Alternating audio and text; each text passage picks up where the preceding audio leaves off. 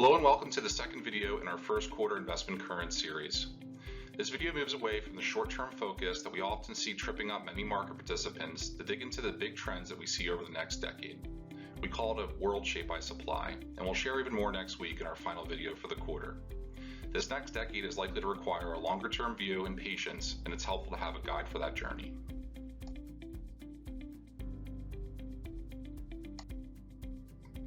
The late author David Foster Wallace told a story at a commencement speech about two young fish swimming along, and they happen to meet an older fish swimming the other way who nods to them and says, "Morning, boys, how's the water?" The two young fish swim on for a bit, and eventually one of them looks at the other and says, "What the heck is water?" And that was really the environment we've been in for the last 15, 25, or even 40 years, an era of gradually declining interest rates that culminated in a sustained period of low, zero interest rate policy. This period, the Great Moderation, or the easy money era, is now over, and we see a prolonged period of slow growth and continued fight against inflation. That isn't to say there aren't investment opportunities out there, and as we go through the presentation, I'll demonstrate themes and opportunities to follow the leaders as we work through this new paradigm.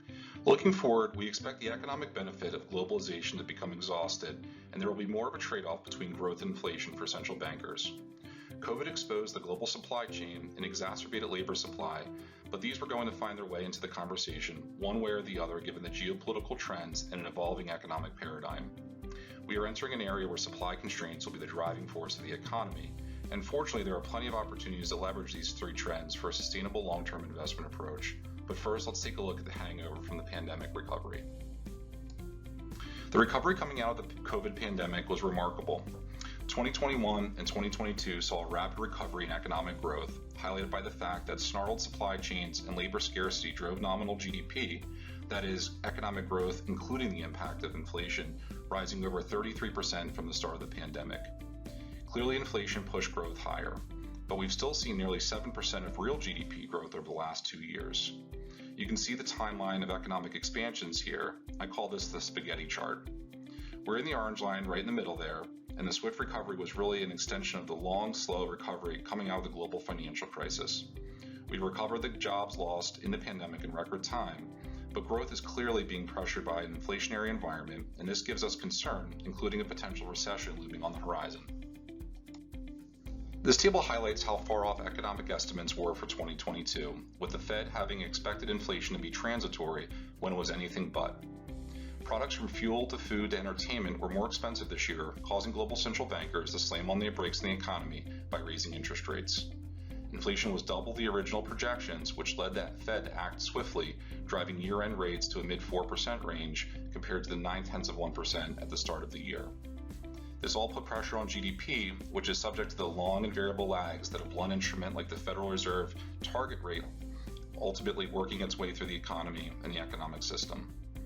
We saw that in the banking sector with the failure of Silicon Bank and others earlier this year, and we were surprised that something didn't break sooner. This led to the fastest rate hike cycle ever as the Fed played catch up. The risk is that these hikes are likely to put a damper on inflation, perhaps at the expense of the economy and ultimately a recession. This brings us to the current COVID-era supply challenges that we see as more of an acceleration of what was going to happen. An aging workforce, geopolitical concerns that drive deglobalization, and a diminishing cost benefit from moving production offshore. Here, we're looking at the change in the U.S. working age population, which is mirrored in Europe and developed Asia.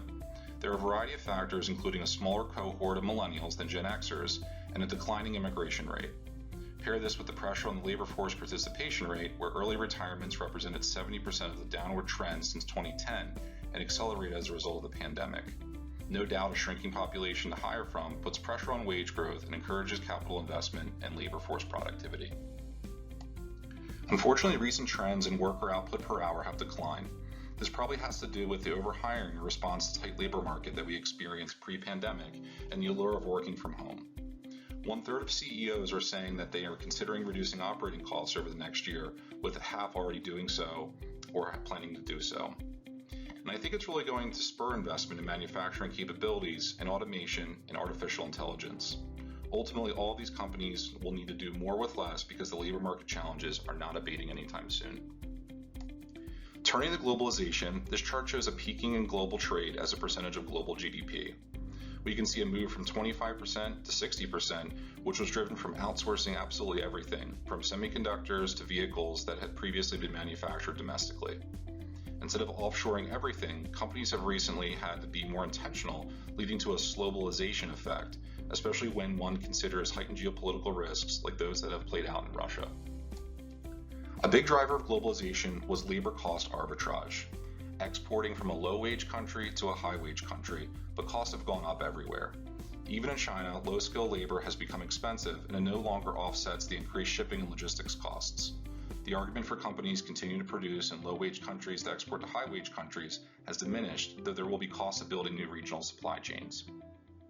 While it may not seem all that rosy, we're excited about the opportunities that come out of a world shaped by supply. From companies that develop software to offload work to artificial intelligence, to leaders in supply chain logistics, there are plenty of places to look long-term for secular growth.